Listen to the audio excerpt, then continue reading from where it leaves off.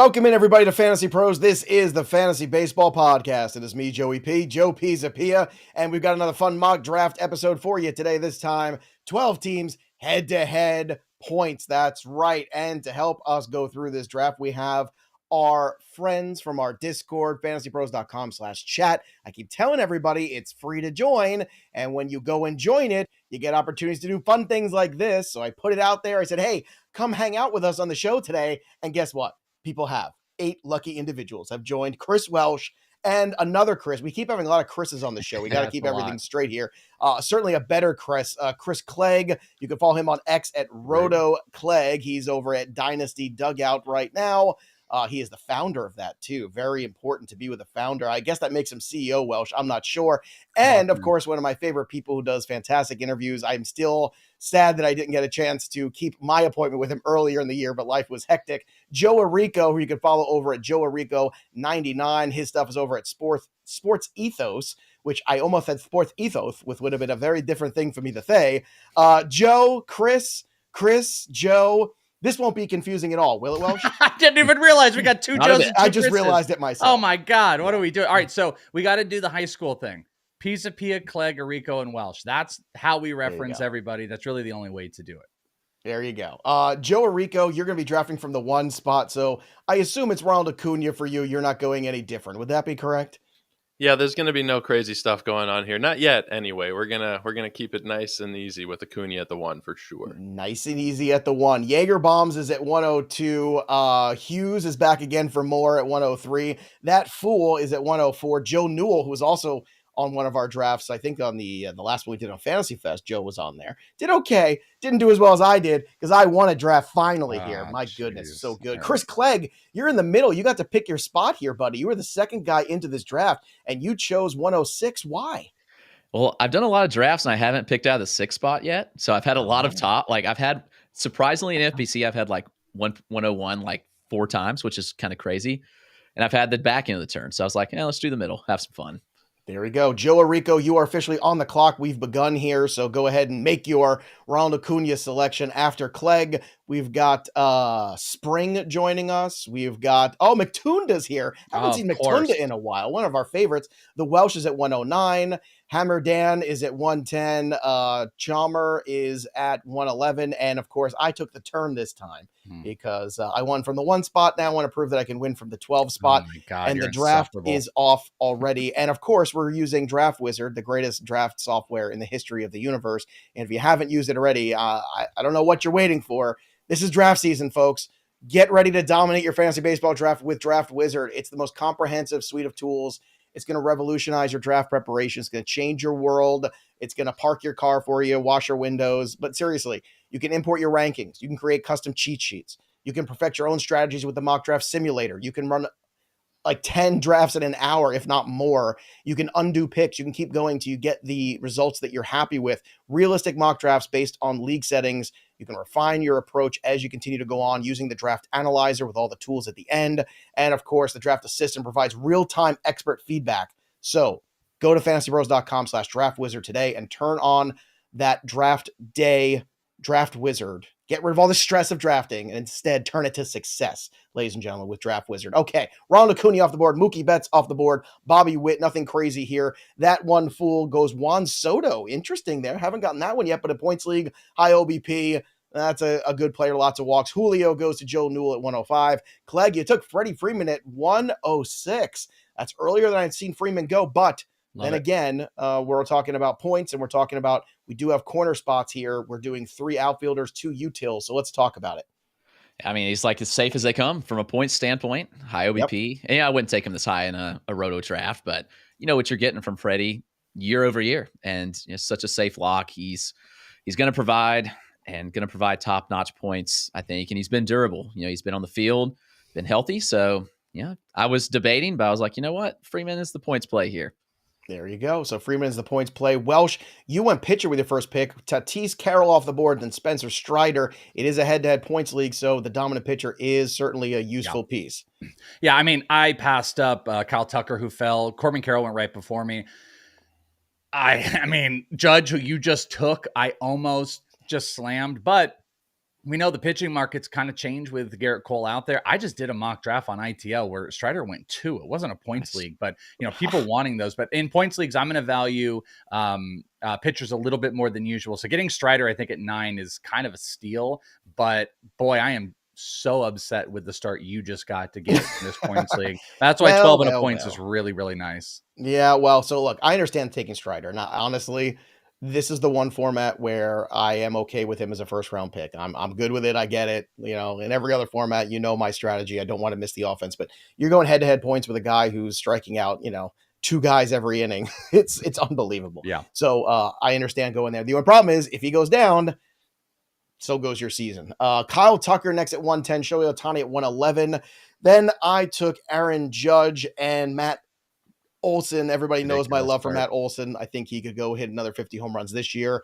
Judge can stay on the field. Who knows what we'll get out of him, but because we are with the 2 utility spots, I'm still willing to go with Judge here and there. And outfield is not great. So give me the outfielder, give me the first baseman. I feel good about that. C. Schamer took Devers at 202. Hammer Dan took Trey Turner at 203, and the Welsh, you are up again. So what are you doing? Did you know? So I was at a spring training game yesterday. 10 seconds. Be I know. careful. I'm going to make don't the let pick. Don't let your tales of Welshisms I'm setting take it up. over your pick. A guy comes down, and I thought he was trying to pass me, and he comes over and he starts talking for a second, and he goes, "I see the Welsh, and I got to come down and talk." And I went, "Oh my God, you know who I am? This is randomly there." And he's like, "I watch you and Joe." And you know what he said, Joe?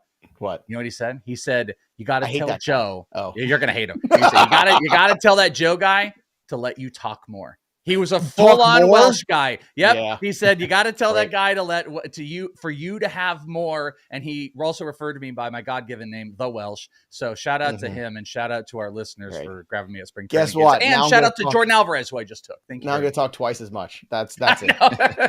Now I get my talk twice as much, but also on top of that, I'm gonna let you talk even half as much as you did before.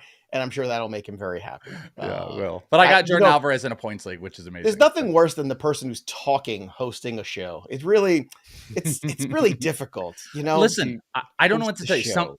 If people love me, then they're just gonna love me, Joe. I don't know what to tell you. There's other YouTube channels people can watch. I'm just saying, folks.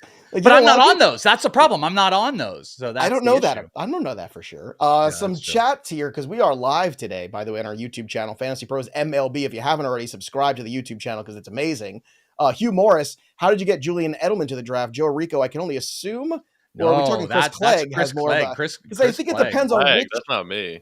It feels like, but I feel like it's playoff is Joe Orrico. Like Joe kind of has the longer hair. I think it was a mode there for Edelman at one point, but Chris Clegg is the cleaned up Julian Edelman that we got in post retirement. I feel like. I guess I'll take it. I mean, I don't think that's better than John Lackey Clegg. It's much better than what I get. So don't worry. Or Rico Bronya, as you are in my phone. Rico Bronya as the Arizona Diamondbacks. That is the best pick ever. All right. Speaking of picks. You took Alvarez there with your second, and Jose Ramirez to McTunda at 205. Bryce Harper next. Chris Clegg, Austin Riley, Freddie Freeman. That's a hell of a start. You got the corners. This feels pretty good for you, I imagine. Yeah, I considered a pitcher there, but looking at it, I figured I have a kind of a tier after Strider, especially with Cole down. There's just a big tier of guys. So, I debated taking Corbin Burns, but I was like, you know what? I'll get a similar arm in the third round. And it's looking like that will happen. So, yeah, Riley and Freeman feels like a really good start so far. So Chris Clegg is feeling good about his start. Of course, after you took Riley, 2 pitchers went off the board in a row. Corbin Burns, Zach Wheeler, Hughes then took Vlad Guerrero, Marcus Semien. Joe Orrico, you had 2 picks here. The end of the second, beginning of the third. I love the one you did in the third. What a great value. Albies there and Luis Castillo. So let's talk about this. You got your pitcher. You got a second baseman. How do you feel? I feel really good. I almost debated going 2 starting pitchers, and just because Acuna is almost 2 batters in and of himself there, you can kind of take a couple pitchers afterwards. But I went with Castillo, locked down that first stud, like you guys mentioned. Having that ace tier starter for points leagues is really key. And then I got the little mini stack, the season-long mini stack here with Albies and Acuna, and those guys are probably going to be playing off of each other quite a bit. So a lot of chopping for you, Orrico. You're going to be doing a lot of the chop. I can't believe that's still a thing. It's 40 years ago, I feel like, the chop, but we're still doing it. I think it's over. Corey Seager goes next at 302. Gunnar Henderson, then Pete Alonso, Kevin Gossman at 305 to Joe Newell. Chris, You got your pitcher, Pablo Lopez. Did you want Gausman, or was Lopez or Kirby the guy you were trying to debate between? No, I mean, Lopez was the guy. I've got him over Gausman at this point. I think that he's just such a safe lock now for innings, strikeouts, and solid ratios. So he's in that same tier with Burns and Wheeler. I probably like Castillo at the top of that tier, but to get Lopez after, 4 or 5 pitchers went, I'm pretty happy. Obviously, a relative of mine, Angelo, here in the chat says, I'm not passing on Strider if he's there in the end of round 1. Yeah, it's hard in this format not to. Welsh, you did not pass on him in round 1, let alone at the very end of. Alvarez, Strider, and Luis Robert with your pick after Michael Harris went off the board right before you. Was that to me? Yeah, well, you're the guy who took those players. I'm so sorry. I was I got my wish. See, everybody wants you to talk more. I finally let you talk, and you, for once, have nothing to say. Sorry. I was reading our chat. I'm trying to be very interactive with our lovely people, and they are just showering me with praise, and I got very distracted by the praise that was being showered across the board. I will tell you, I absolutely just got sniped across the board leading up to my pick. This is 3 outfielder. I probably didn't need to push too hard into getting a second outfielder. I wanted George Kirby. I would have taken Pablo Lopez. All of my guys went. So I went with Luis Robert for some big power to add in here. We've said when in doubt, go with the outfield. The stolen bases don't quite mean as much. So I was thinking about the guy that just went 2 picks ago, Bo Bichette. I'm not a big Bo Bichette guy, but in this format, I think he plays a little bit better. So now I won't be. And lastly, I felt that once Kirby went, we kind of like what Clegg was saying, we kind of changed tiers of players that I liked and disliked. And I'm back up, and I'm going to take another pitcher, and I'm going to go with Zach Gallen. Zach Gallen paired with Strider and Jordan Alvarez and Luis Robert. Well, I appreciate you gracing us again on the show with your presence. All the flowers that Welsh has been getting, you can send more flowers to him on FTD or whatever the heck. I couldn't have set myself up worse than to tell this story about this guy that's like, Welsh has got to talk more. And then you go to me and I'm like, was that to me? Is that? I think after the show, he now understands why I do the talking, because you're a liability. I'm a liability. That's what you are. All right, so after Francisco Lindor to Hammer Dan, you had Bo Bichette go. I took Altuve, again, second base. Don't love it this year. That was also the recommended pick here from Draft Wizard. And after doing a little clicking around, I agreed, and the pick predictor also agreed. I did want to go for a starting pitcher, and this was a tricky one here because I did not want to leave the 4th round of a head-to-head points without one. Skubal was out there. Yamamoto's out there. He just went off the board, actually, but Glasnow was the one that I ended up taking. I'm going to roll the dice here and hope that I get the big 240 strikeout Glasnow season that is in that tank somewhere. We haven't seen it yet because his career high is 120 something innings, and that was just last year. So if we get that with all the wins, with all those things, I'm willing to risk that. With Judge, Olsen, Altuve, and Glasnow, I think I'm willing to go ahead and put that risk. Had you taken like Gallen, I was 100% taking Glasnow. Like that. Well, and I can't take again. I struggle with Gallen. Now Gallen was the top recommendation still, but because of those giant innings of 243 last year, I still can't get around that. And Skubal, I love Skubal, but again, 109 innings last year. I know you can say the same thing about Glasnow, but 1 pitch is for the Tigers, and this is a head-to-head points. I want those W's. I want those quality starts depending on what the scoring is. But I mean, that is Gallen, by the way. Like, unless you think those innings are going to equate to he's going to get injured, he's going to be 200 innings. Saying. He's going to have probably 15 wins. I mean, he's a safe points format type of player, but it's like balance of safety versus like crazy strikeouts. Ellie De La Cruz goes next. Zach Gallen to the Welsh. So you'll have him for like a month or two before he goes on the IL. Logan Webb at 405 to McTunda. Spring took Yamamoto. Randy Arozarena to Chris Clegg at 407. Let's talk about Arozarena. You got your outfielder here. Now, Arozarena, a little bit lower in the batting average, but power, speed, from a points league perspective, still a really good buy at this stage, yes? Yeah, I think so. I mean, I was actually a little hurt because I was wanting one of those 3 starting pitchers that went right before me to give me my SP2 in a pretty solid spot. But yeah, Arozarena is an alternative. I feel like he was the top bat there. Machado was sitting around, but having Austin Riley already, felt like good to go ahead and get that outfielder out of the way. And yeah, I mean, you mentioned the batting average, but I still think in most points formats that Arozarena is going to play pretty well. Now, you took him over Garcia and Trout, who went after that. Are you fading Mike Trout? We had a great discussion the other day with Scott Pianowski on the Fantasy Fest. If you missed it, Go back. It's on a playlist on YouTube. You could see Pianowski's performance there, or you could just watch the whole thing straight through too. But he's been talking about fading Mike Trout, and you did as well. So can you talk about that for everybody, why you took a Rosarena over Garcia and Trout? What's the defining factor there for you? Well, the biggest downside with Trout is obviously the health, that he has not stayed healthy the last several years. And we've seen the contact rates kind of deteriorate too. Obviously, in a points league format, more OBP type based, Trout's still going to play, but it's been pretty tough to watch like him decline. And I didn't think we'd be saying that about Mike Trout, but here we are. The contact rates have deteriorated, and hopefully those bounce back. And honestly, just don't think he can stay healthy. So he is a fade for me unless he falls very far. Like I think in one NFBC draft, I did grab him, but it was like pick 80, and I was like baffled that he was there. And so I was like, okay, like at this spot, I can probably justify it, but not in the top 50. I can't wait to get back to you because you pulled the trigger so quickly on Welsh's favorite pitcher, #sarcasm. So we'll get back to you in a second. Garcia, Trout, Aaron Nola at 410, Royce Lewis, one of my favorites at 411. And then you took Joe Orrico, Freddie Peralta, my dude. And then to start the 5th round, Max Fried. So you've got Castillo, Peralta, Max Fried. That is a formidable grouping here. Are you worried at all, Joe, about the offense since you've gone 3 of 5 picks with the pitchers? No, like I mentioned, Acuna is such a cushion. Now, again, there is a little bit of worry because of some of the news over the last week or so, but I'm pretty confident he's still going to be all right, and he is still going to be at least like the equivalent of 1.5 batters, him and Albies put together. I probably don't need any more starting pitching for the next couple rounds, but I think I like the way I've constructed it so far. All right, so you're feeling good about that. In roto formats, how does your approach change, Joe, potentially when you're looking at pitching and trying to figure that out? I don't know if I'd push him up quite so much. I tend to look for later pitching for the bargain bin kind of guys, but I don't know if I'd rely on that as much in a points league. I kind of do want those anchors. So that's why, like, if guys have seen my drafts that I've done on stream this year, this is very uncharacteristic of me, but it's just the nature of the format. Much different. You can tell the truth. Welsh threw you off. I mean, I blame him. I do that. He always throws me off. Yeah, I do that. Yeah. Although your Twitter, or should I say X avatar, is a picture of you in the Welsh. Can you describe that moment in time? Oh, is that still it us? Is. Oh, I think it's either that or it was John Lackey or Rico Bronya. It's one of those 3 people.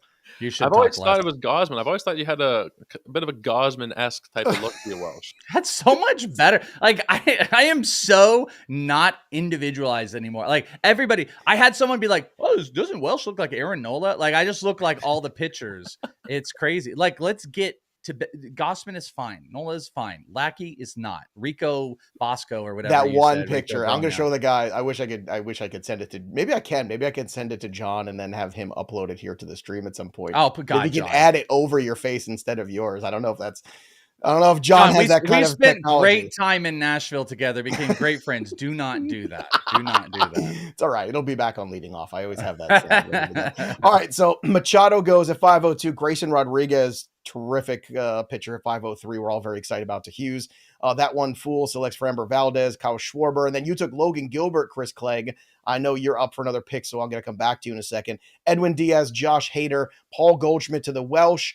Then Cody Bellinger, Adley Rutschman. I took Bobby Miller and Alex Bregman back to back. So Glasnow and then Bobby Miller. I've got 2/5 of the Dodger rotation. So again, good value on the board there. Snell was still on there. I passed on him. I don't care. I'm not doing it. Of course, I stayed on brand and took Alex Bregman. Third base was getting a little wonky there, so I decided to go that route.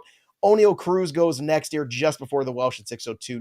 Nico Horner goes to Hammerdan, and then Cole Reagans, you got him. So Welsh, Strider, Gallen, Reagans, Paul Goldschmidt, Luis Robert, Alvarez. This is a pretty good start. I'm waiting for you to start hating your team, but I don't know if you can do that this time. I'm not. I mean, in a points format, I know some people get really weird about like pitching and I think I've always had a problem with points leagues is there isn't like a standard. Like everybody, there's like the CBS standard and there's like the Fantrax standard. There's so many different. So some don't go negative against strikeouts, some do. And that makes talking about it in general. And sometimes they'll stabilize pitching. But my baseline has always been that pitching is way more valuable in points leagues. And I want those top end guys.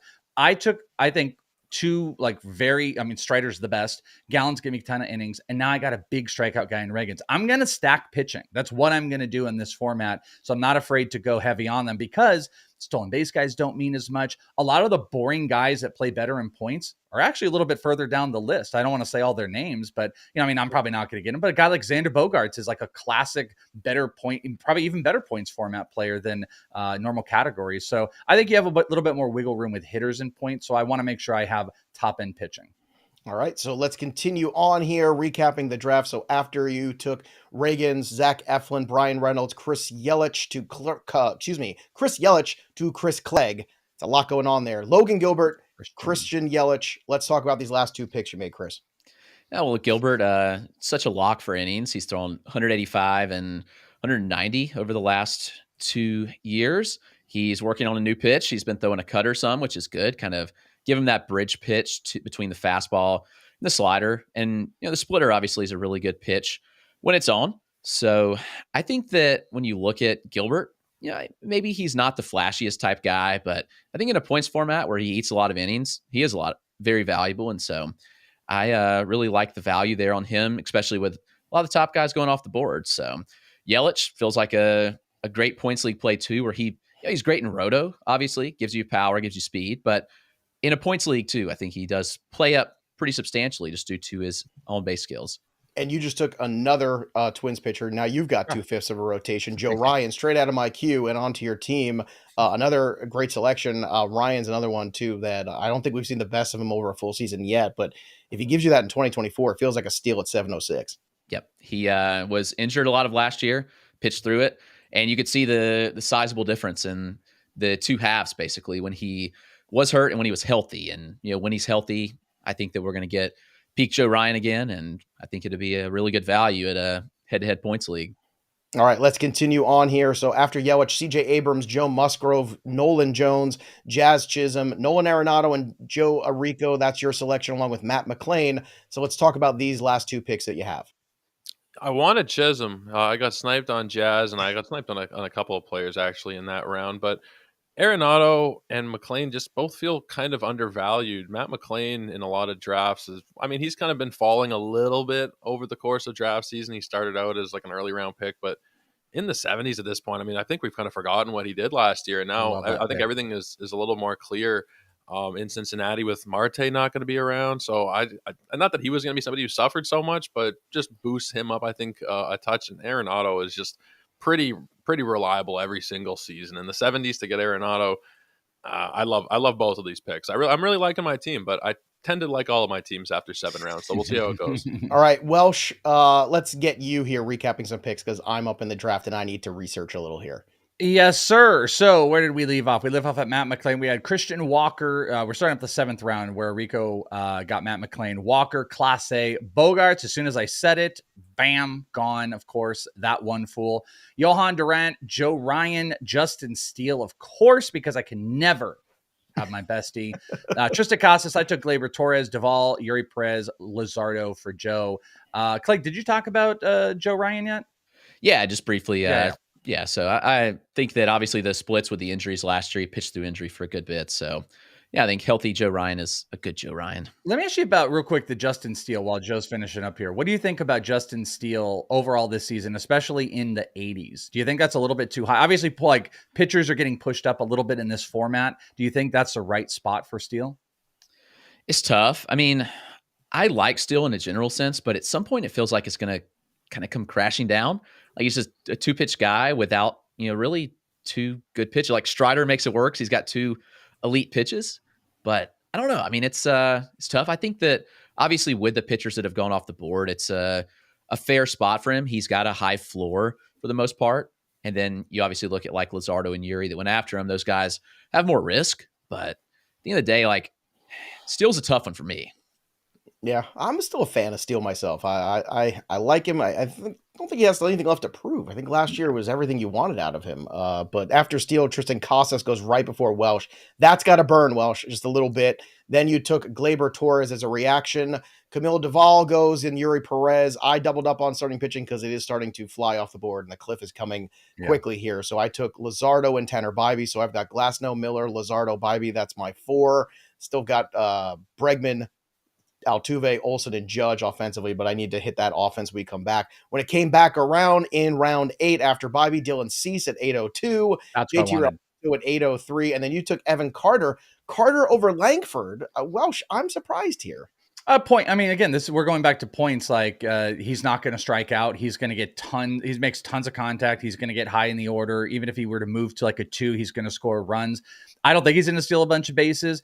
Langford probably even keel here, but like the thing I like about Carter is I know he's not going to strike out, and I know he's going to have a ton of hits. So he plays up in this format. But I 1000% wanted Dylan Cease. I'm going to be a Dylan Cease truther as far as him moving up, going to San Diego, digging into his profile a whole bunch last year. I mean, there's some definite warning signs with the velo going down. Also pretty distinctive difference between like release point, like the slider fastball. That's like the big fix is got to get into there, because there was pretty distinctive differences in release points and they both got hit so much harder. But I'm hopeful that the Padres are going to fix that with better ballpark factor, with better offensive support. So I freaking love that pick. And I definitely wanted him as my SP4.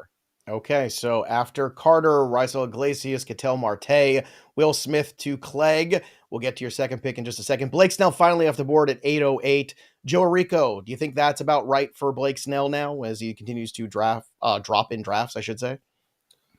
I don't even. I took him myself in the 8th round of a 12-team Roto league the other day. I think it was like 86th overall.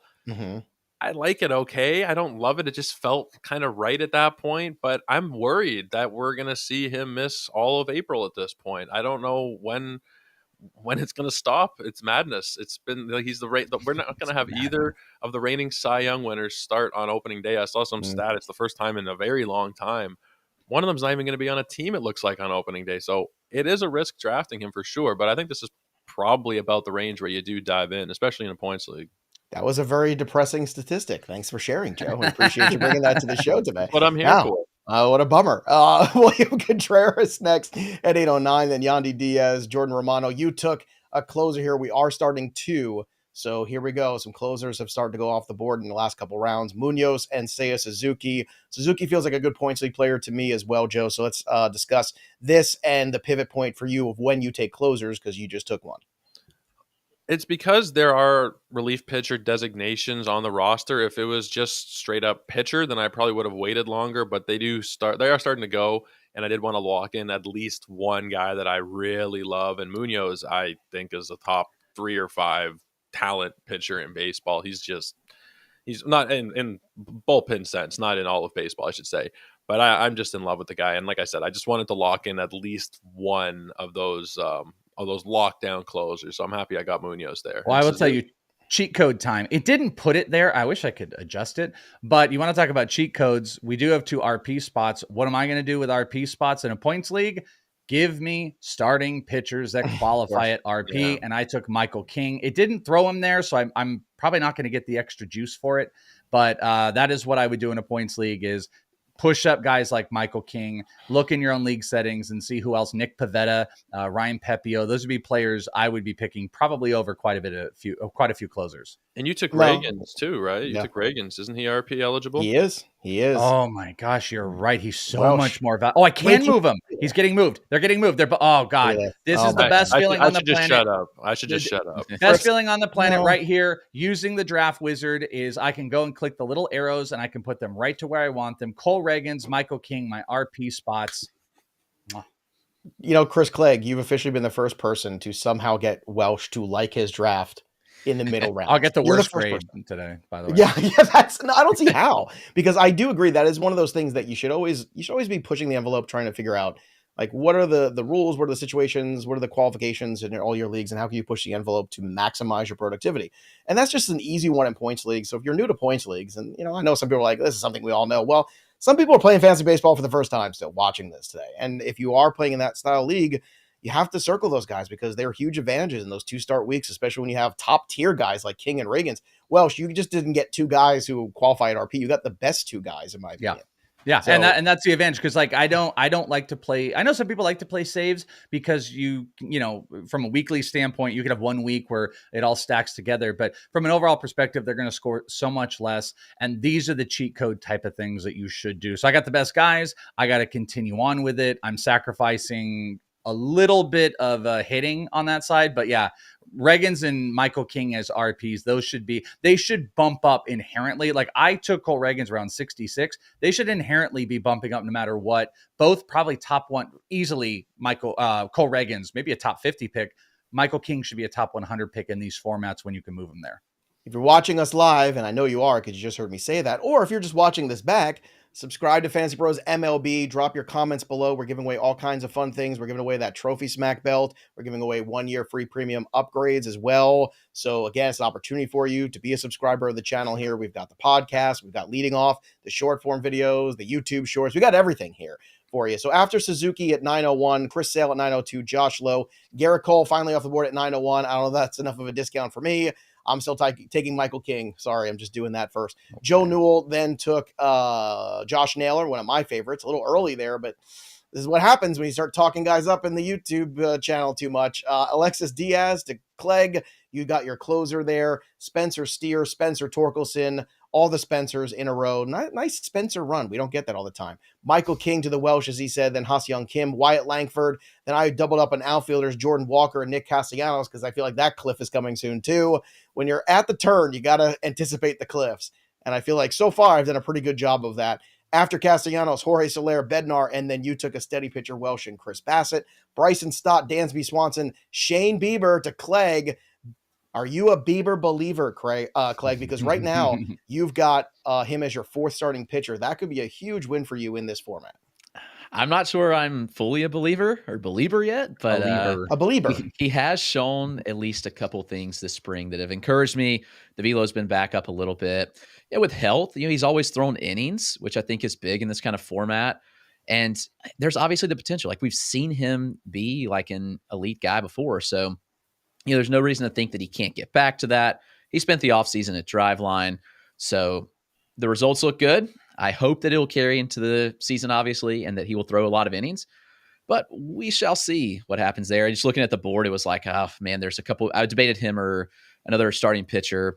It's still on the board, but I was like, okay, we'll settle on Bieber and hope the upside's there. We got to do a video, Joe, a nice little parody video. Yeah, you're going to do it where it goes, honey, he went to Driveline. He opened up the box.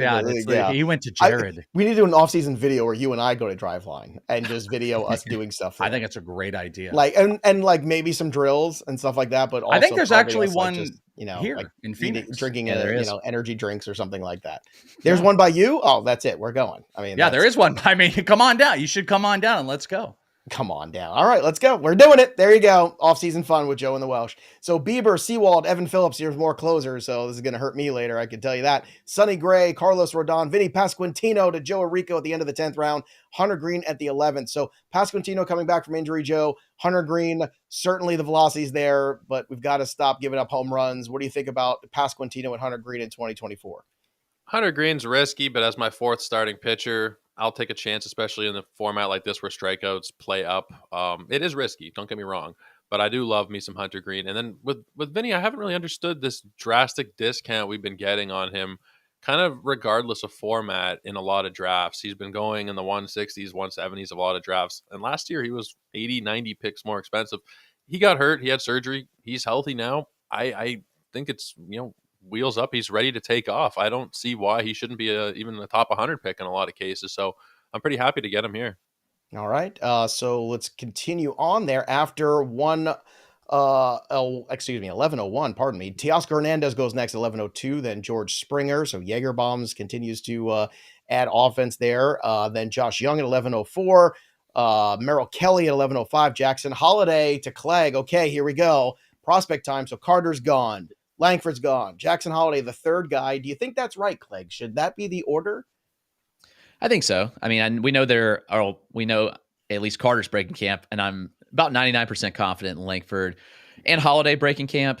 And I do think that's the right order for redraft purposes.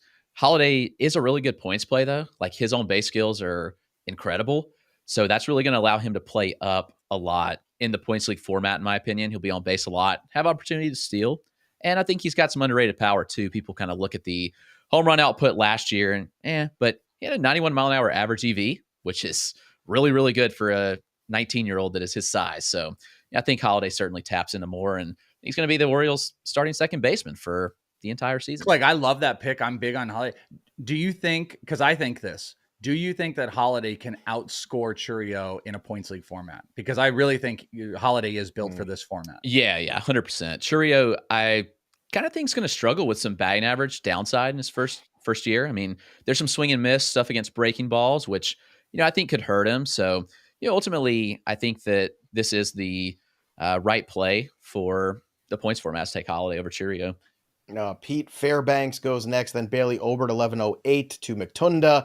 Luis Arise, Welsh, you've done it a couple times now, so this whole I hate Arise thing. But this is the format, though. No. I know, it's still weak sauce. It's still weak sauce. Okay, I'm sorry, I'm not keeping to my hate. I'm not following my hate. This is where Luis Arise is for. Do it points. Well, I want to double up on your picks in a second. Lane Thomas at 11-10, then Riley Green. So you passed on Thomas and Green, which I think is surprising for Luis Arise.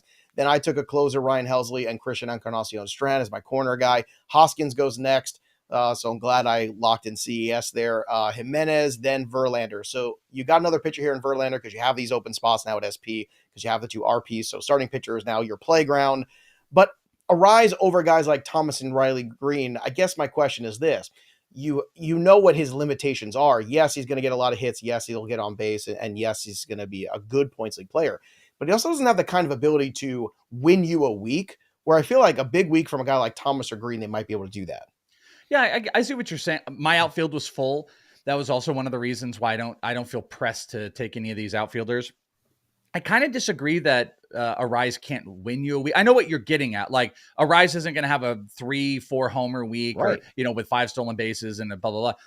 But he also could have 8 more hits than any other player in a given week. So I kind of think he can in that respect.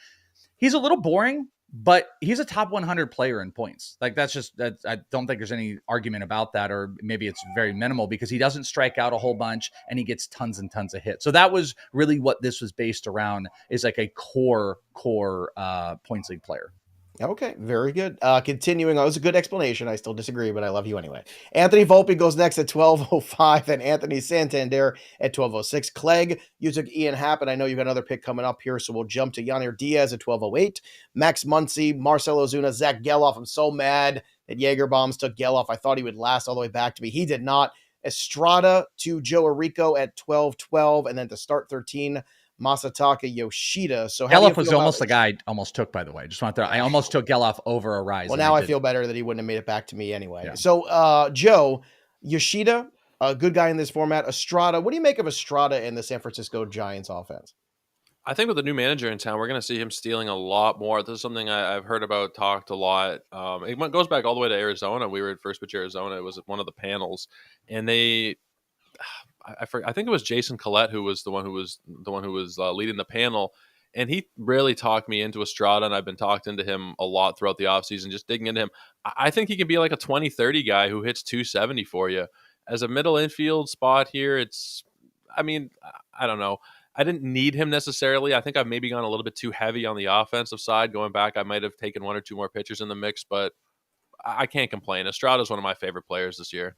Well, you're allowed to complain. This is a safe place. By the way, don't ever let Jason Collette recommend scooters to you.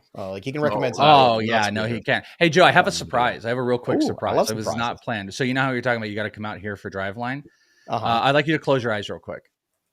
I'm hosting a show, and I'm picking real quick. I can't. I'm not even looking because I'm picking. Okay, so I got your next draft pick right here.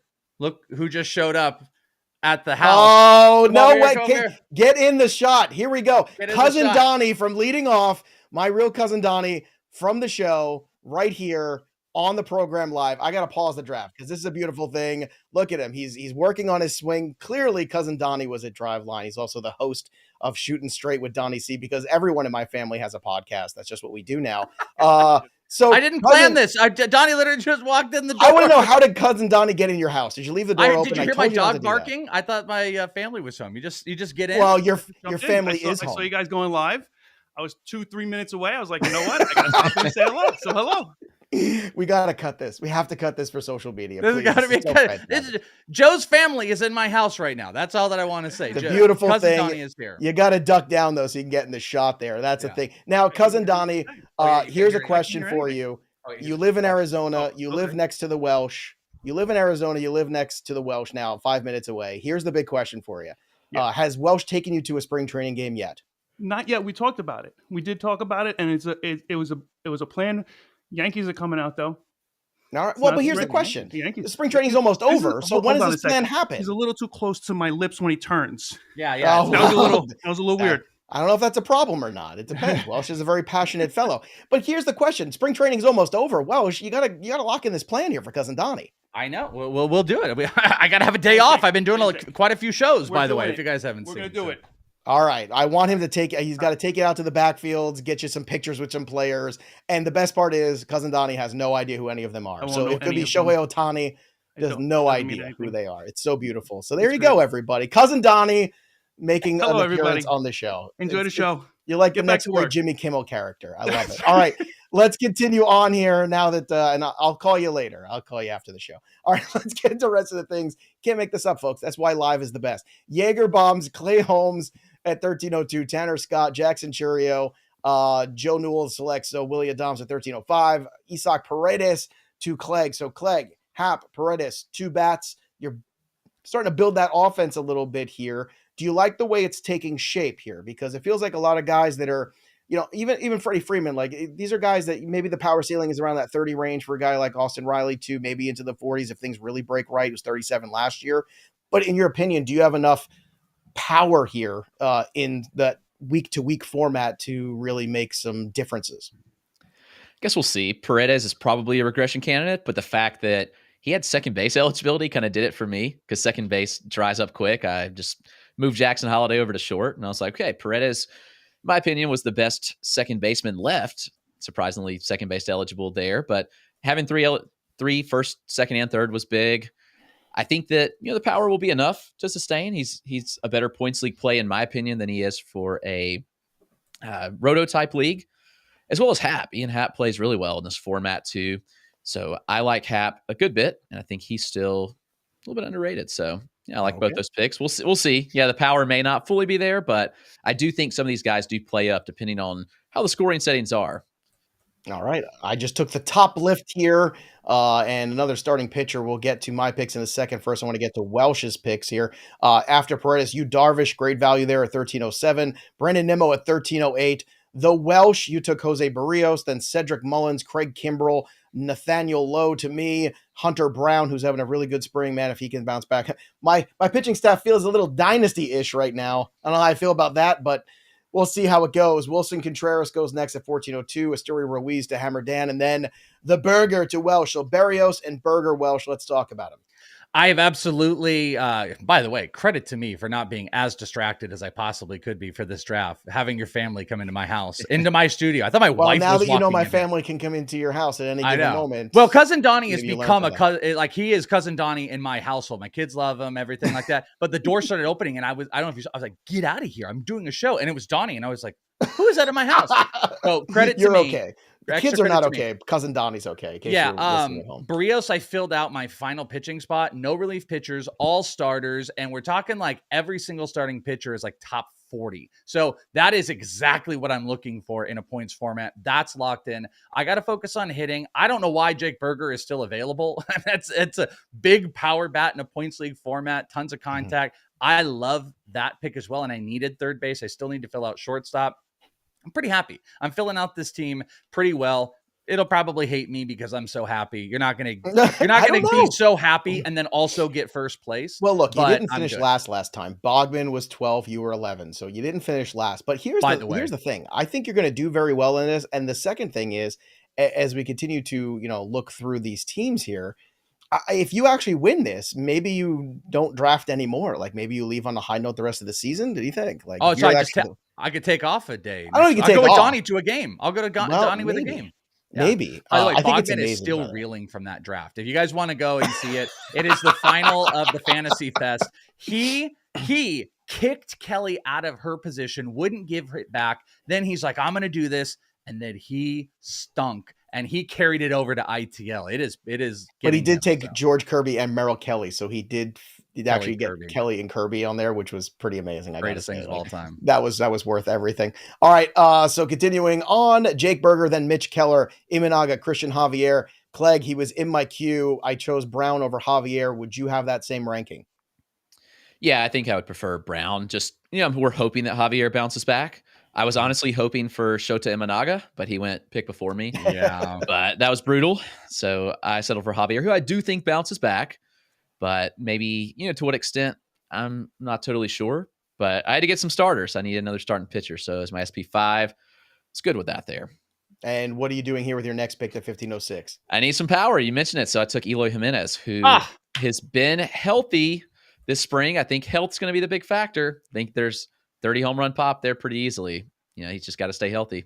That's such right. I mean, that is 1,000% where I was going with this next pick. So that's what's amazing, Welsh? This feature that exists on Draft Wizard that I really don't use very often, which is kicking the player to like 2 more rounds away. Yeah, I do like that. I've never used that more in the last 2 weeks than I have since Cole, Snell, Montgomery, Williams, like everybody. Like I don't want to see them, and that's so great because even though like the software is recommending guys to you, you're just like, I don't want to see this guy number 1 for 2 rounds or ever again, kind of like Kevin McAllister and Home Alone, where it's like, I never want to see any of you jerks again. Like you can literally do that to players, which I love in the middle because it frees up the board for me where it's like, stop showing me this player. I know you're mean well, Draft Wizard, but right now I have bigger fish to fry and I don't want to take Garrett Cole. I think it's I completely agree with that feature. It is really nice, but especially if it's guys like you're just like, I'm not into that guy. Like that's not we're not gonna do it. I'm just not into it. Yeah, exactly. No. All right, let's see who Joe Orrico's into. So Clegg took Javier, then Chas McCormick, Nolan Gorman, Jordan Montgomery, Nate Eovaldi. You went double off pitchers, Joe,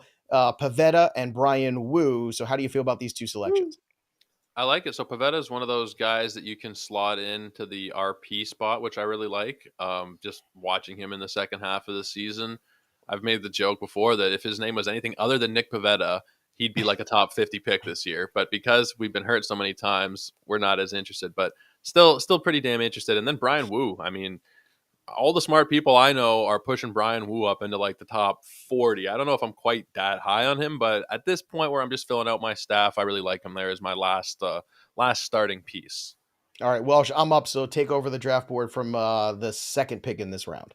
All right, let me get back over to it. So we had Brian Wu, Eduardo Rodriguez, Brandon Pfaadt, couple back-to-back Arizona Diamondbacks, which I love. I really like Pfaadt here too. Tristan McKenzie, Sean Murphy, Clegg, you destroyed me with the Eloy Jimenez pick. Jaron Duran, we had Bryce Miller. I took Edward Julian. Again, Edward Julian is kind of interesting in this format just because, yes, his K percentage was really high, but his actual like swing percentage is low. So he's not chasing stuff. Problem, and I've said this a whole bunch, his problem is he gets really too patient in early counts, selective, and then he gets aggressive later counts, and he's going to kind of alter that a bit. But I like him if he can hit at the top of the lineup. Walker Buehler, Carlos Correa, and then Joey. Catcher and relief pitcher. Who are you? Gross. I don't know. This is what happens when you get to the top of the mountain. There's nowhere to go but down. So obviously, just looking at the board and the value, that's where I see things. I still like Raleigh in the middle of that lineup. And you have to start the 2 relievers here. So when you have to start the 2 relievers, I'm going to make sure that I get 2 guys that have the job. You took Julian for me. That's who I wanted. Jimenez and Duran were also who I wanted. So my queue got obliterated there. So I feel like Welsh now. I'm in the middle rounds and I'm unhappy. So this is what happens. The worm has turned here. And this is the worst part. It's my format. Like this is my favorite format. So gross. Just gross. All right, Welsh, let's get to your pick. You went catcher too. So after Azalea, Alec Boehm, Gavin Williams in 1603, and then Welsh, you took a catcher too, Sal Perez, and then Francisco Alvarez goes off. So there you go. Once again, at the turn, I'm anticipating the runs. And so far, I haven't been wrong yet. But, I mean, 180 something Sal Perez. Now, what Sal doesn't help me here. I almost thought I might wait a little bit and go Gabby Moreno because I think Moreno is going to be kind of like the Luis Arraez type of thing. Doesn't strike out a bunch, gets a bunch of hits. I sacrificed the strikeouts from Salvi for the big power numbers because he can, go between first and DH and catching, and it's going to be RBIs, hopefully some runs, big power. So this is just a big power points play. I don't care about high-end catchers, but again, I'd consider Romuto when he falls to 130, 140. I'll consider Salvi when he falls to like 180 for the big power. All right. By the way, we still don't have JD Martinez signed either. It's just crazy. Like, Yeah. I mean, we're in the middle of March. We're in the middle of March. We still don't have these signings. Brian Hayes at 1606, Ryan Pepio to Chris Clegg. Any fear here with this Pepio selection of him not making it through the entire season in this rotation, depending on either performance or also some of the other pieces that might come back at some point in time and push him out? Yeah, I mean, the Rays are going to do Rays things, so you are never really confident in any of these guys in their rotation because you never know what could happen. But I do think that obviously he was a big piece of and one of the reasons they traded Glass now. So you think that obviously they'd be confident in that. So we'll see. McClanahan, Rasmussen, and Springs all probably later in the season if they do come back. But the RP eligibility was nice, as Welsh had done. That's the key. The SPRP and the closers. There was really no closers left. Need to fill that RP spot. So, I'll take the chance to get 130, 140 innings out of Pepio out of that RP spot. And it's my two picks there. I took the catcher and the last closer I felt decent about. So Pepio, Morel, then Trevor Story, Gabriel Marino, Jonah Heim, Logan O'Hoppe. So all the catchers gone, all the closers gone, basically. O'Hoppe and Matt Chapman to you, Joe Orrico. Another San Francisco Giant for you. Loving that Giants offense. But O'Hoppe's a guy that you have big expectations for in the power. What do you think the ceiling is for him in 24? Well, I recorded my catcher preview this morning with Bubba, and he was talking up O'Hoppe. You know how much Bubba loves catchers, and he was going on and on about O'Hoppe, and he was I think he's number 5 overall for him, or not five overall catcher. It might be 5 overall on the league. Let's stick with that. Just 5 overall completely. Yeah, you might be right there, though. He was saying he's his absolute favorite catcher to draft. I think we're looking at 25, probably 25 homers. You might chip in a steal or two. Batting average actually might be better than people are expecting as well. And to get him close to pick 200, one catcher formats, I kind of tend to wait until like the last round, but that value is just staring me at the face there with him. And then with Matt Chapman, I feel pretty comfortable now that he has signed. It was we knew he was going to sign, but now that he's actually signed, you just have that comfortability that we don't have with some guys that we've mentioned already on the show. But going into San Francisco, I think we're going to see a bounce back from him. 25-ish home runs, 80 RBIs. I think that he's still kind of been undervalued. Not that I'm a big Chapman guy, but I just think he's kind of still undervalued, even where I got him.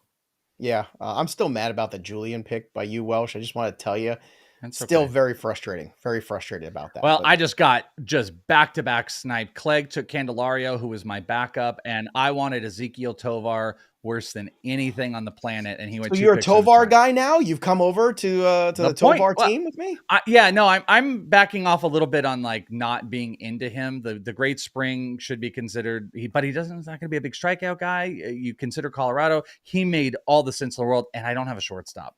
And now I still don't have a shortstop. I went with Jung-Hoo Lee. This is another Luis Ariz type of pick, a guy that is going to lead off for this team. Bunch of hits. I don't really care too much about the counting stats. Obviously, I'd like big power, but I'm hoping like 100 runs with everybody hitting behind him and all the hits in the world. So that was that for my util spot. And I have got to get back to the drawing board on shortstop because I messed up. After Tovar. Let me tell you, Tovar was the guy. I didn't have a shortstop either, so I was hoping and waiting for Tovar to get to me. He did not. Polanco didn't get to me either. So just to recap, after Chapman went, Buxton went 1702, then James Outman, Kyle Harrison, TJ Friedel, Clegg took Candelario, then Tovar, Polanco, Jung-Hoo Lee, Aaron Savali goes next, and then Chalmer took JD Martinez. I took Brandon Lau and Michael Garcia, a guy that we've hyped up quite a bit here, who looks like he's moving up to the top of this order for Kansas City. That's a good thing. So I was able to get my shortstop finally, but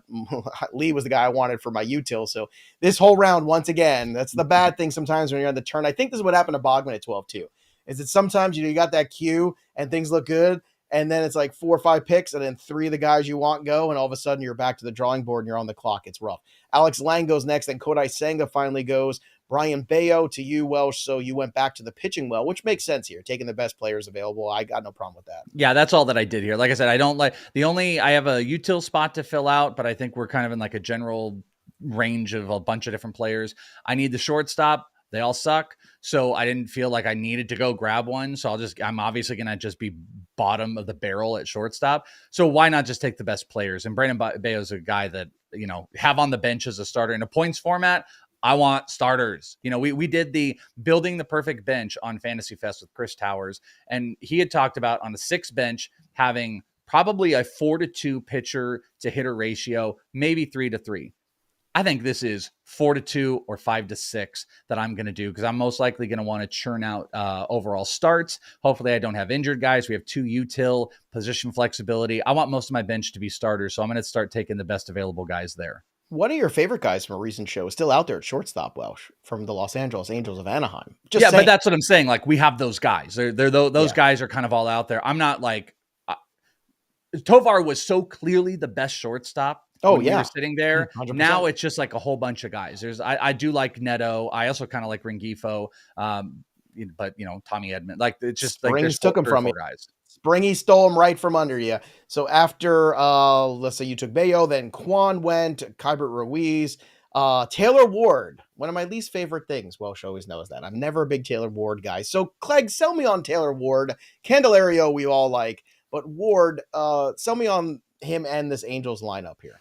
Well, I can't sell you on the Angels lineup, but I can at least try to sell you on Ward, who I think does play up in this format. He's more of an OBP type guy. He gets on base. He's going to give you a couple steals, and he's got power as well. So, the unfortunate thing is the counting stats may not be there from a run and RBI standpoint, just because the lineup is, it's not great. But I actually do like Ward a bit as a target, as a bounce back. If he's fully healthy, I don't see a reason why he can't be a 20-25 home run guy who gets on base at a pretty reasonable clip here. So, in the util spot, like, I needed a little boost, and I just feel like of all the bats left, he was probably at least what I thought was best available. So, I like him in this spot in a points league. I think plays a little better than a roto league. Let's go to a question from the chat here from Future. Got a keeper league question. Taking over a league and must pick 5 pitchers to keep, no cost. Categories league. Pick 2 of these guys left. Steele, Hunter Brown, Helsley, and Holmes. Orrico, I'm keeping Steele and Hunter Brown. Who are you keeping? Yeah, Steele and Hunter Brown. I lean for the starters in that format. Welsh, you're nodding your head. You agree? Easy peasy. Oh yeah, absolutely. Clegg, clean sweep. Yep. Let's get a sweep.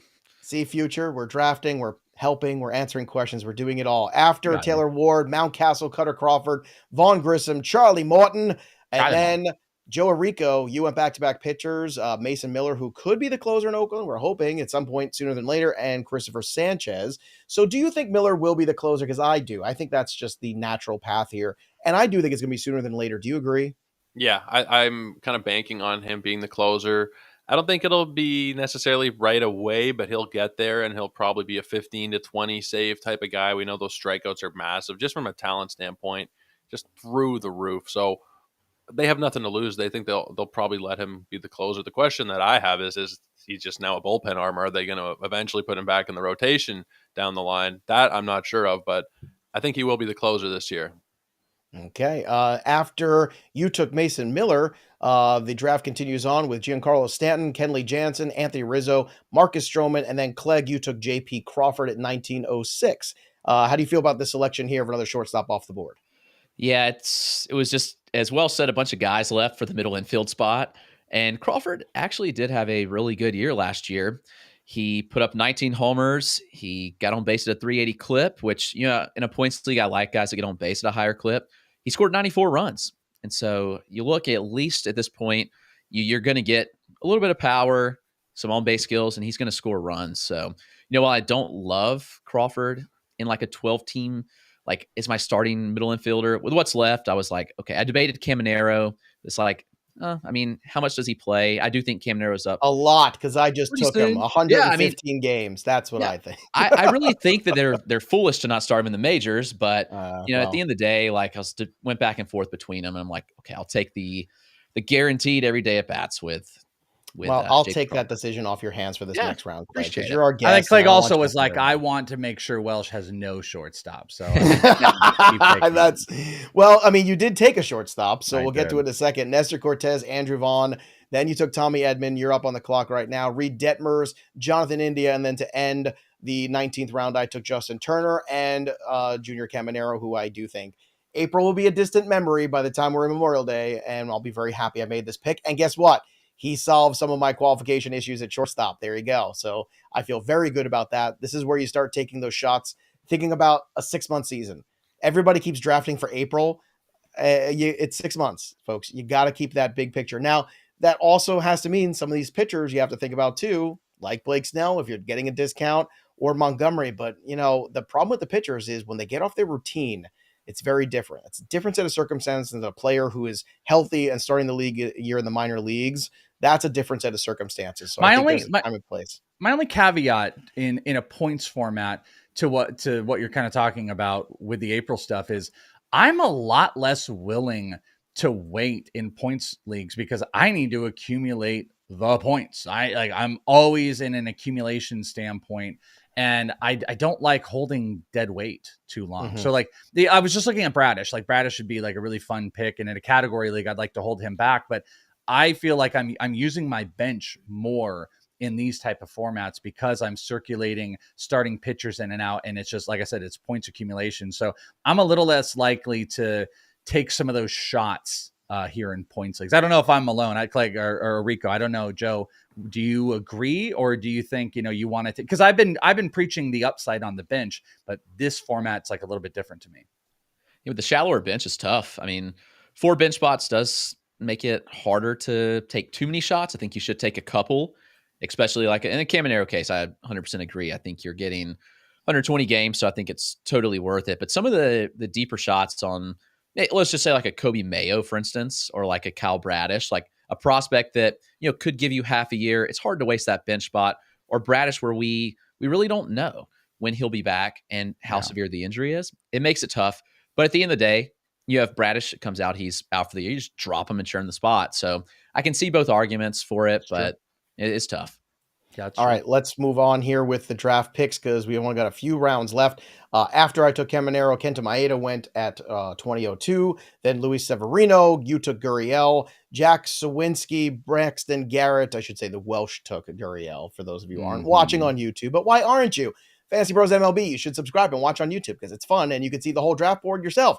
Braxton Garrett goes, then Nick Lodolo goes to Chris Clegg. Now, calculated risk here, Chris, because Lodolo, certainly a pitcher that I showed you a couple years ago, man, he has definitely got the stuff to be a really good starting pitcher. Last year did not materialize. What do you think of his prospects in 2024? I think it's a lot just health. And I think that, he should be back healthy. I know he's still building up innings, but we've seen him at least make one spring start, and he looked pretty good. I know I'm not going to put any stock into 2 innings of work, but at the end of the day, Lodolo is a bench spot. I think he's fully built up by, the second week of April, so he may miss a start or two. And at the cost, I just think it's worth taking a shot on because, the upside's there. Obviously, the ballpark, not so great. But at the end of the day, I think Lodolo has the stuff where he could step in and be, one of my starting 5. I was going to take him too. That was a good pick. And Clegg, you just took Jackson Merrill, player that Welsh has also talked about quite a bit. So your thoughts on Merrill in 2024 this season, breaking camp with the Padres? Yeah, that's the upside shot I'll take, not getting Caminero. I'll take the shot on Merrill having multi-position eligibility. He'll be outfield and shortstop, so out of middle infield as well. Merrill's just such a high floor to hit. He has sneaky power. I think everybody kind of thinks there's no power there, but the exit velocities are really, really good with him. He just has to lift the ball a little more. He could give you a little bit of speed, so he's kind of well-rounded. I know he's only 20 years old, but this kid has such a high floor. The Padres are confident in him, and I think he's worth a shot, kind of late in draft like here. I think a points format, he plays well. To recap what just happened between Clegg's 2 picks, we had Eugenio Suarez, Chris Bryant, Rengifo, Drury, great value there at 20. Kikuchi at 2012 to Joe Orrico, and Tyler O'Neill was still on the board. O'Neill lasted a long time, Joe. Were you surprised? Yeah, I don't know that there's that much love for Tyler O'Neill when he's only a couple years removed from, I forget what the exact numbers were, 34 and 20 or something like that. He's in a new situation where he's free from that chaos in St. Louis, so I'll happily take a chance on him here as a utility guy. Okay, and then after you went ahead and solidified your utility guy there, Max Scherzer, Jared Kelenic, Williams, McMahon, Merrill, Melendez, Taj Bradley, and Abbott. Welsh, you took Abbott. Would you have taken Bradley if he was still available? I think Bradley was available when I picked, wasn't he? Or did he go right before? Right before you? Oh, yeah, he did. If Bradley was healthy, like really healthy, I'd have taken him a long time ago. But the health stuff, little bit of a concern for me. Like I said, I am attempting at best possible to have every player starting on day one because I need week to week point accumulation. I don't have time to hang around. So Bradley was moving down my list a little bit. Okay, so after you took Abbott, Neto went, then Brent Rooker. I took Alvarado and Lars Nootbaar. Josh Bell went at 2202. So Welsh, you got 2 picks left here. What are you looking at your roster? What do you want to do? Just kind of build for upside, try to deepen the pitching staff. What are you looking for here in the last few picks? Well, if I'm being really, really smart about it, I should probably be looking at like a shortstop because I've got kind of a dicey one. I took Tommy Edman, who it really isn't like a Jeremy super great Pena, point Jordan proof. Lawler still on the board, Mason Wynn. You heard a lot of positive things on Fantasy Fest from Steve Gardner in our first segment about him. Yeah, and Jeremy Pena is where I'm going to go with it. So I've got to get at least one hitter on there. My last pick, I probably will go another pitcher and go 3 pitcher, 1 hitter for my bench that we're going to fill out because that is probably much closer to what I would have done. I will say Kerry Carpenter is still sitting out there and he's a great value, but both of my util spots were filled from outfielders. So I should be looking at more. If I'm going to put a bench hitter on, it should be something on the infield, and specifically that's why I went shortstop. Clegg, it's such a spectacular rookie class. Do you find yourself building rosters that look a little bit more like Dynasty League rosters in the sense that, look, I mean, there's a lot of prospects this year who are in a position to make a huge impact in 2024. How do you balance the veterans and the prospects in some of your builds this year? It's really tough. I think the prospects I'm more confident drafting are the ones that, like, are going to be on the opening day roster. So you get a Carter, you get a Langford, you look at those guys. Merrill, obviously he's a little deeper cut. Even Caminero, who, while he may not be up on opening day, still going to provide a lot of value.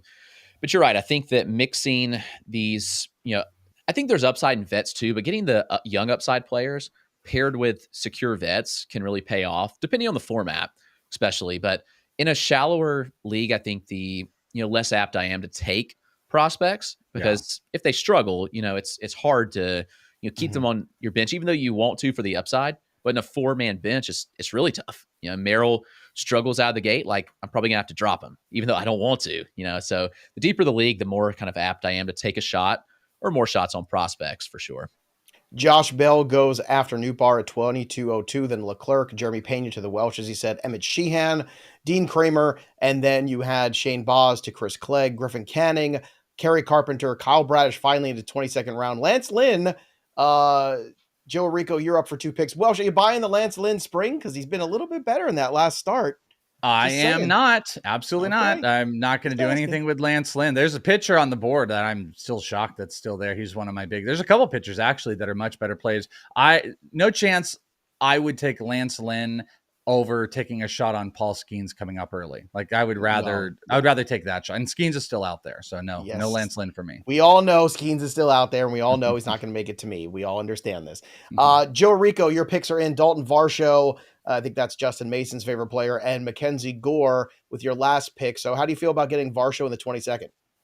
I like it a lot. You're probably looking at like 25 and 10. Again, it's like the last pick. If I have to drop them, that's what I love about shallow leagues. There's just so much depth, even at the end of these drafts, that you can get a 25 and 10 guy as your last pick. So I really like it. I don't love what the Blue Jays have done around him necessarily, but I'm taking that every single time I pick. What is it, 250 or something? I mean, come on. You can't go wrong. Yeah. Joe, do you sometimes, like, at this point, with the way specializations hit Major League Baseball, do you feel like it behooves people to be doing these 15-team leagues and these deeper formats as opposed to maybe playing 12 teams and just going a little deeper in the active roster? It's really dependent on the person, and if you want I'm asking you, how do you feel about it? Like, what do you prefer? But I'm not sure behooves is the right. I know what you're getting at, but behooves kind of says, like, is it a benefit? Like, people just play with how many people they have. You know what I'm saying? Yes, but you have options and you have, ways you could choose to play. Is the best setup, Joe, in your opinion, the 15-team league where you're pushing the depths of everything, or a little bit more forgiving 12-teamer at this point with the way, the platoons work and the way the specializations happen, the way bullpens are, and maybe just pushing the active players a little bit more? I think a 12-team standard roto is my favorite type of setup to play. Middle infield, corner infield. I don't like it when it becomes a chore and you're looking at 2 catchers, because that's a chore, right? I'm sorry, Right. Bubba, if you're listening. No, it's a chore, dude. It's a You came chore. to the right place for that argument.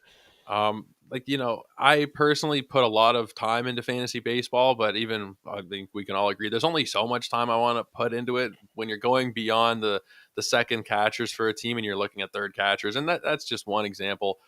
You want to start good players. You want to have your team comprised of talented, good players, maybe not all-star level players, but you don't want to be picking at guys who are going to be single-digit homers, single-digit stolen bases to kind of fill it in. To each their own, but for me, I'd rather have a roster of great players than, platoon guys. All right, we'll see how great those rosters are, because after you took Gore, then Thorpe, Lugo, Paxton, Anderson, Olson, Dela Cruz, Lawler, Michael Waka, Paul Skeens. So you didn't take Welsh. You didn't take Skeens. You took Waka, Clark Schmidt, and then Starling Marte. I got a B plus.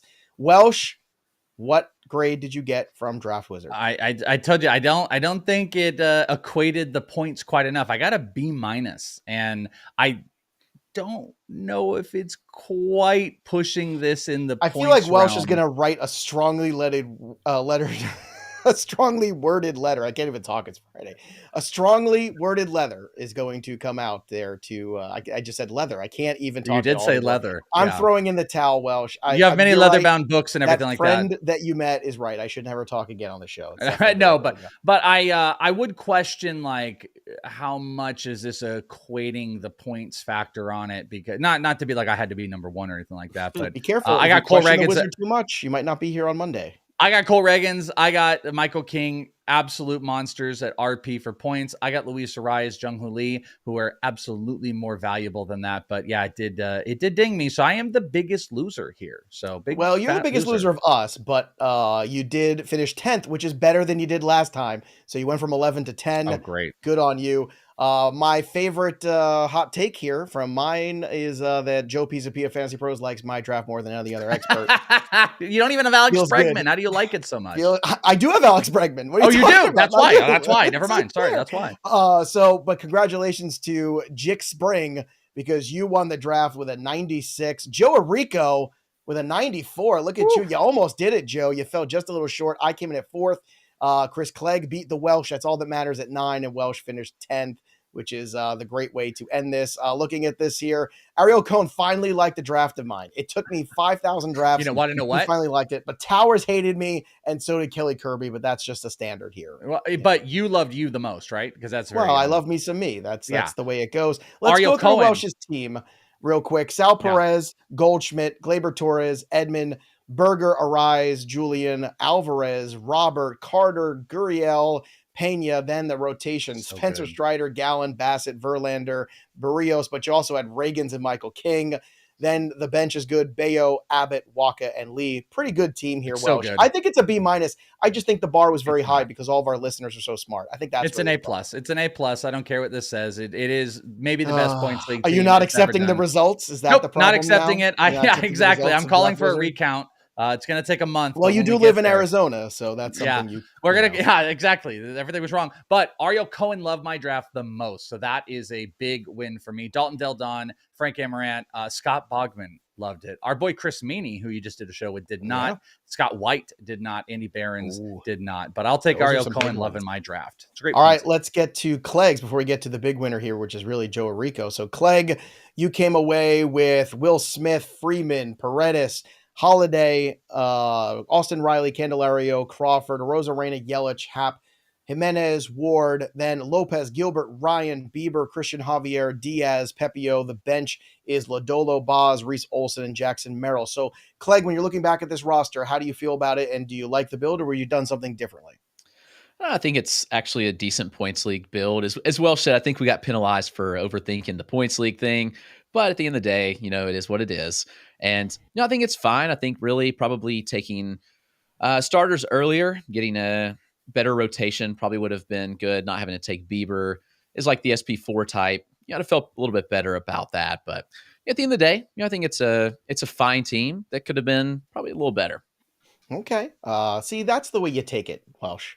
You know, see that's class. Chris Clegg is all class. Yeah, The I middle name is completely class. agree. It's CCC when it comes to Chris Class Clegg. as can be, but this is an A+ team, and I will not drop this. We're gonna take that. Maybe you need some extra simulations this weekend. Maybe you run a couple more on Draft Wizard, which you all should be doing. Download the app. Go to fantasypros.com/draftwizard so you can beat the Welsh next time. All right, Orrico, let's get to you here because you are the best of us. And I mean that obviously in many ways. So looking at the draft board, looking at your selections here, Logan O'Hoppe is the catcher, Pasquantino, Albies, McLean, Arenado, Chapman, Estrada, Acuna, Suzuki, Yoshida, O'Neill, Varsho, and then the staff is Castillo, Peralta, Max Fried, Hunter Green, and Brian Wu. The relievers, Munoz and Pavetta. Then you had Sanchez, Mason Miller, Kikuchi, and Mackenzie Gore. So, Clegg, how do you feel about this? Because Draft Wizard certainly liked it. I mean, it's hard to not like an Acuna team, right? When you get an Acuna Typically. team, you're gonna like every single Acuna team pretty much. If there's anything that I don't like, it's that maybe Hunter Green is probably not suited as an SP4. I mean, it's probably fine, but if I had him as my SP5 and had a bit of a cushion there ahead of him, maybe instead of Matt McLean or instead of say a Suzuki in round 7 or round 9, if I got my SP4 there, I might have liked it a little more. But I'm pretty happy with what I'm seeing here. You like my draft, Joe. Joe Pisapia is one of the I do. top I do like your thumbs draft. up. It's the Mike Aussie Mayer. Albies. Yeah, I mean, that's certainly a good start there. For me, it was Cal Raleigh, Matt Olson, Altuve, Garcia, Bregman, Encarnacion Strand, Turner, Aaron Judge, Castellanos, Jordan Walker, Lowe, Lars Nootbaar, and then we had Glasnow, Bobby Miller, Lazardo, Bybee, Hunter Brown, Helsley, and Alzolay as the closers. Then I had Alvarado on my bench with Marte, Brandon Lowe, and Brandon Lau. I got a Lau and a Lowe, so I got everybody together. If I could have gotten Josh, I could have had the triangle. I just missed it. And Junior Caminero on my bench as well. That's probably why I like the draft so much because, yeah. But again, shout out to Spring. You're the big winner here today. And of course, if you want to be like Mr. Spring or Miss Spring, whoever that might be, make sure you join our Discord, fantasypros.com/chat. We appreciate everybody joining us live for the draft today, especially Cousin Donnie making a cameo appearance. And of course, Chris Clegg, go check him out and all of his work. It's fantastic stuff at Roto Clegg on X at Dynasty Dugout BB. That's where you can get him on X too. He's the founder. He's a member. He's the man. And then, of course, Joe Orrico. Joe, we appreciate you spending the time with us today as well here. You can go check out him at Sports Ethos and all the work Joe does, also at Joe Orrico 99 on the X. And of course, I want to thank the Welsh. I just love to give him crap because I love the Welsh. And our producer, John, for running the live stream again today. He is so tired after running all the Fantasy Fest. But if you missed any Fantasy Fest, go back and watch it. It's on the playlist right now on YouTube. You can watch a segment at a time. You can watch the whole 4 hours. You got the whole weekend. Get ready for your drafts. Get excited. Use Draft Wizard and go crush life. And, of course, your fantasy baseball drafts, too. That'll do it for us. But the story of the game goes on for Chris and Joe. I'm the other Joe. We'll see you next time, kids. Enjoy your weekend. Peace.